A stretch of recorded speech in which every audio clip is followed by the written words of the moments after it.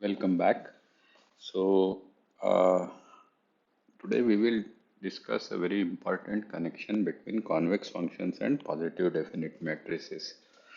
So, this theorem I have taken from Bazara, Sherali, and Shetty. This is actually theorem 3.3.7 of the book on Bazara, Sherali, and Shetty on linear and nonlinear optimization.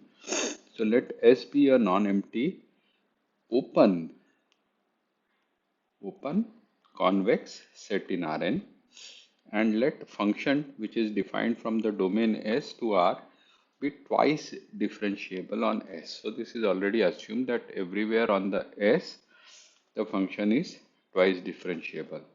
Then F is convex if and only if the Hessian matrix is positive semi-definite at each point in S. So what if the Hessian matrix is positive definite at each point in S? Even then the function is convex.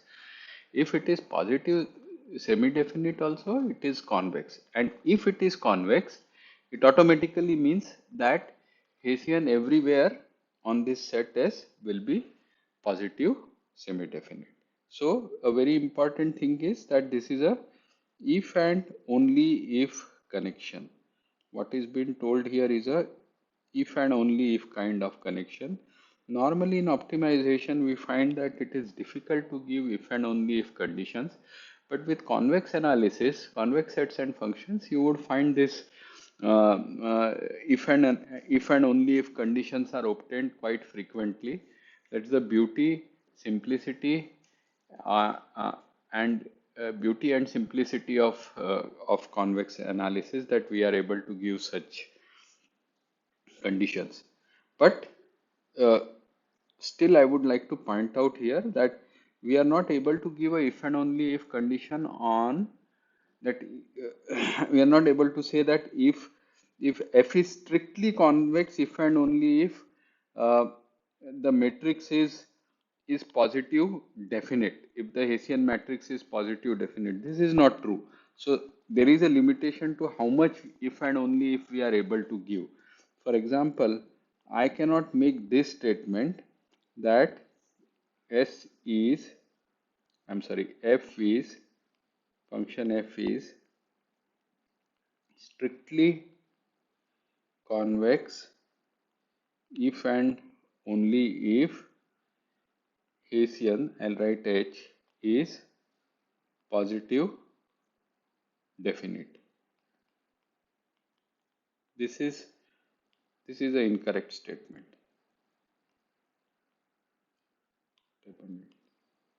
So this statement is wrong, absolutely. So we are able to give a if and only if condition on convex function and positive definiteness of the Hessian matrix. We are not able to give if and only if condition on strictly convex function, and so I'm sorry, we are able to give if and only if condition on f being convex and corresponding Hessian being positive semi-definite. But we are not able to give if and only if condition on f being strictly convex and corresponding Hessian being strictly positive definite. That's the point which I am trying to make. So let us first start with what is recalling what is a Hessian of a matrix. So the function is twice differentiable. So if you expand it, say say x plus p, then this can be written as f of x plus p transpose gradient of f of x plus half of p transpose Hessian at x, rather Hessian evaluated somewhere in between x and x plus p, somewhere in between. So epsilon is a number between 0 and 1. So this is the, because we don't know if it is thrice differentiable or not. So that's why I have to truncate the Taylor series expansion. This is the Taylor series expansion. I have to truncate it at the second order term, and if I want to close it at the second order term, then the Hessian of in the Taylor series expansion cannot be calculated at x itself.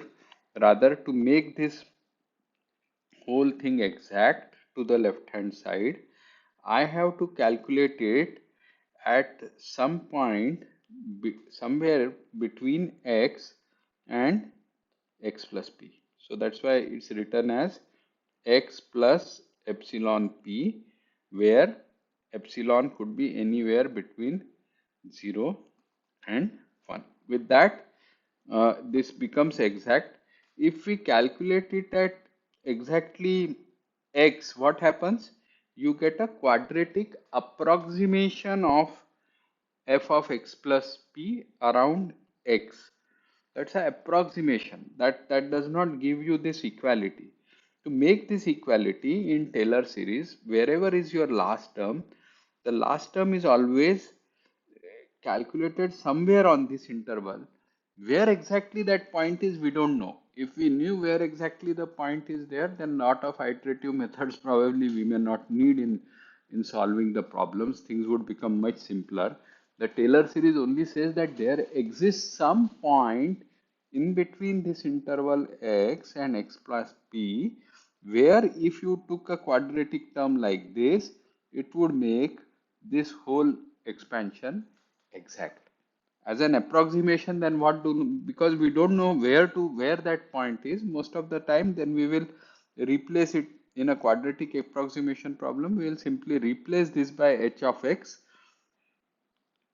and then what happens, you will have to change this to an approximate equal to value, because then there is a error which is left in this, and then because it's an approximation, usually you will end up iterating um, uh, uh, your optimization problem or algorithm or something like that. All right. So p x is what? A n cross 1 vector. P is n cross 1 vector. F of x, a scalar. P transpose 1 cross n vector. Gradient n cross 1 vector. And how do you show the gradient? You show gradient as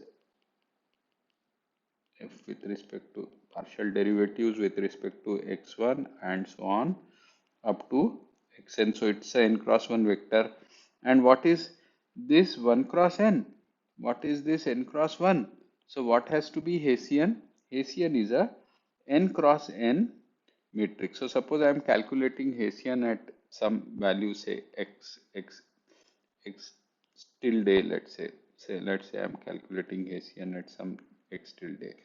Then what I am actually doing is looking at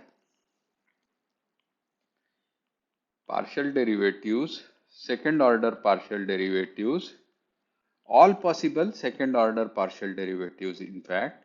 So the diagonals are going to be delta f x1 square f square del square f with x1 square del square f with x2 square and so on up to del square f by with respect to xn square, and then the,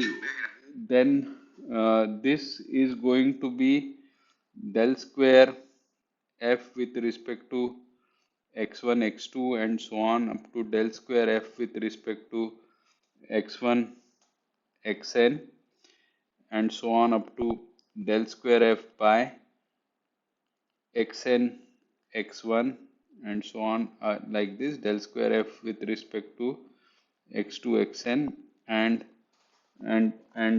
so on. So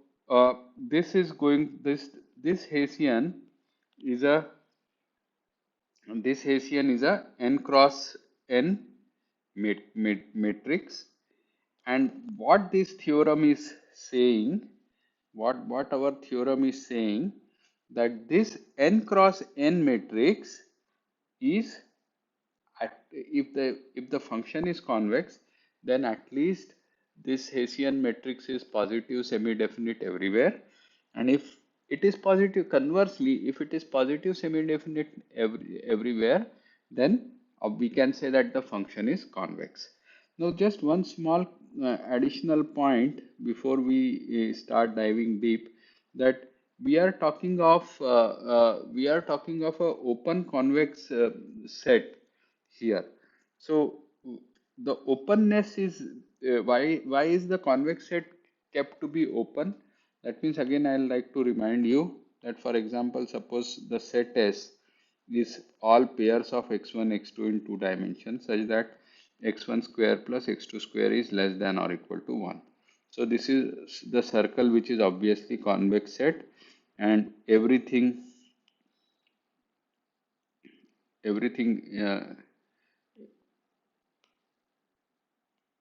so this is the center, and so the circle is what we are talking of is everything here and the inside of this circle, including the boundary. So this is a example of closed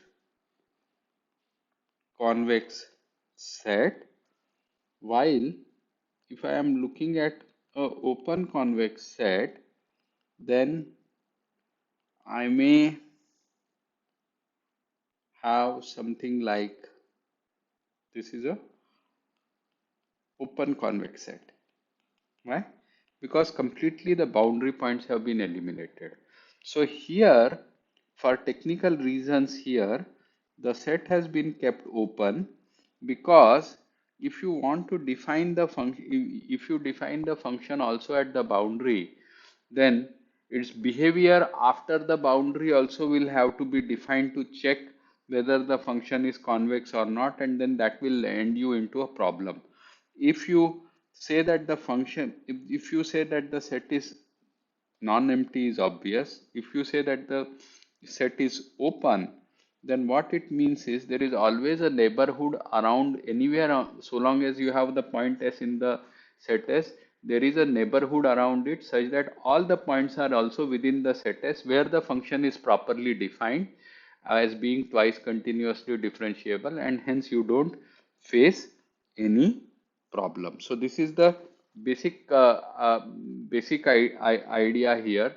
So for example, suppose I take a quadratic function like, say, f of x is equal to say some constant, say 1 plus, say, x1 x2 times 1 minus 1, plus I am taking a function like this, 4 4, let's say 2 2 times, this is x1 x2 here, and x1 x2 sitting here. So this is a quadratic function, and if you would see this matrix is, this is the Hessian matrix. A Hessian matrix is always symmetric, is it not? Because this is equal to this, changing this order does not change anything, hence the Hessian matrix is symmetric. And what is the definition of a positive definite matrix? Positive semi-definite matrix, a definition of positive semi-definite matrix H. The definition of a positive semi-definite matrix H is D transpose HD is greater than or equal to 0 for all D not equal to 0. For all D not equal to 0, though I said it in a lower tone, it is still very, very important.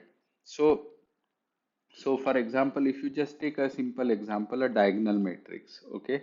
So if you look at D transpose HD, it is D1 square plus D2 square. And whatever is D1 and D2, so long as it is not 0, this term will be strictly greater than 0. This term in fact will be strictly greater than 0. So not only in this case, not only is it greater than or equal to 0, not only is it greater than or equal to 0, but rather it is strictly greater than 0. So when that happens, we say that the matrix is strictly positive definite, which is D transpose HD is strictly greater than 0 for all D not equal to 0. So identity matrix is a trivial example of a symmetric positive definite matrix. In this case also, if you would, you will see later on, but in this case also, you would see that this matrix is also a positive definite matrix only. So because this I'll show why it is positive definite matrix soon. So because this matrix is positive definite matrix everywhere, so this particular convex function is a positive, is a convex function. On the other hand, if the I keep everything else same, let's say I keep uh, everything else same here,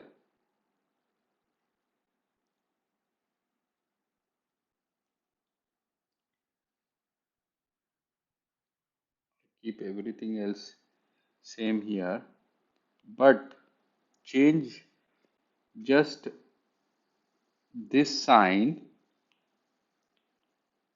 to -4. Then the moment I do this, we will find this matrix will no more positive semi-definite. In this case my x is s is equal to Rn, and it is always a open set, it is always a convex set. So now, and the Hessian is the same everywhere, because I am only taking a quadratic function, so the Hessian is same, same everywhere. So what is actually happening is, in this particular case, that this matrix is, in fact I would call this matrix as indefinite matrix. I would rather call this matrix as indefinite matrix. Why? So let me say D transpose HD greater than 0 for all D not equal to 0. Symmetric positive definite by definition. D transpose HD greater than or equal to 0 for all D not equal to 0. Positive symmetric is there, but this is positive semi-definite matrix.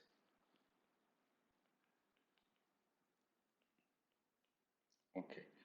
So what happens if D transpose HD is strictly less than 0 for all D not equal to 0? I would say this is negative definite matrix, which is equivalent to saying that H is negative definite means minus H is positive definite. If this is less than or equal to 0 for all D not equal to 0, negative semi-definite matrix. Okay. Doesn't follow any one of above.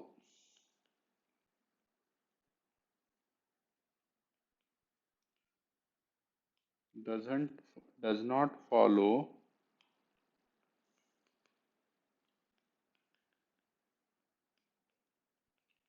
any one of above, then it is indefinite matrix.